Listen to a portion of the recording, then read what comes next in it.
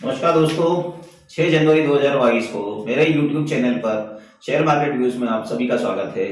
Share market views में हम कल के मार्केट का एनालिसिस करते हैं, आज के मार्केट का एनालाइज करते हैं और निफ्टी और बैंक निफ्टी में क्या स्ट्रेटेजी होना चाहिए, हमें क्या करना है आगे मार्केट में, इस सब चीजों का विश्लेषण करते हैं।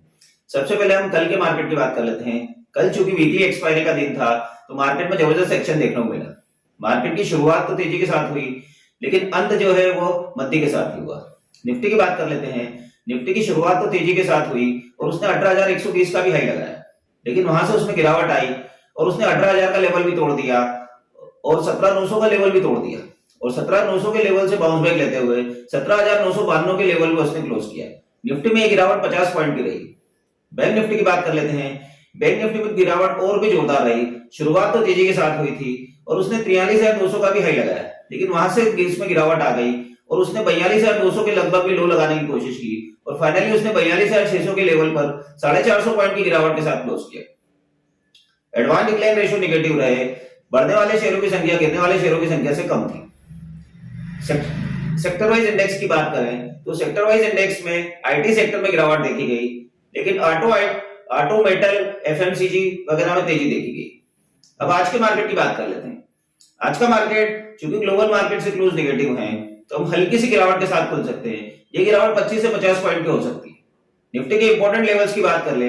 निफ्टी का इंपॉर्टेंट सपोर्ट लेवल 17,800 रहेगा और इंपॉर्टेंट रेजिस्टेंस लेवल 18,200 रहेगा। बैंक निफ्टी के सपोर्ट लेवल की बात कर लेते हैं। बैंक निफ्टी का इंपॉर्टेंट सपोर्ट लेवल 42,200 रहेगा और इंपॉर्टेंट रेजिस्टेंस लेवल 43,000 रहेगा। अब आज की स्ट्रेटेजी की बात कर लेते हैं। चूंकि निफ्टी और बैंक निफ्टी ने कल इंपॉर्टेंट सपोर्ट लेवल तोड़ दिए हैं तो हमें हल्की सी मंदी की आशंका लग रही है, तो हम सेल ऑन राइज की रणनीति अपनाएंगे। निफ्टी और बैंक निफ्टी किसी भी कारण से बढ़कर ऊपर आते हैं तो हम उन्हें बेचने की चेष्टा करेंगे।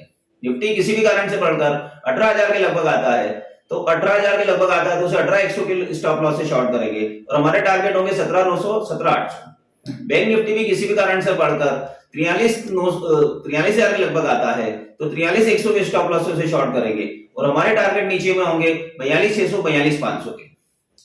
मार्केट चूंकि इंपॉर्टेंट स्टेज पर खड़ा हुआ है और उसमें कुछ भी हो सकता है।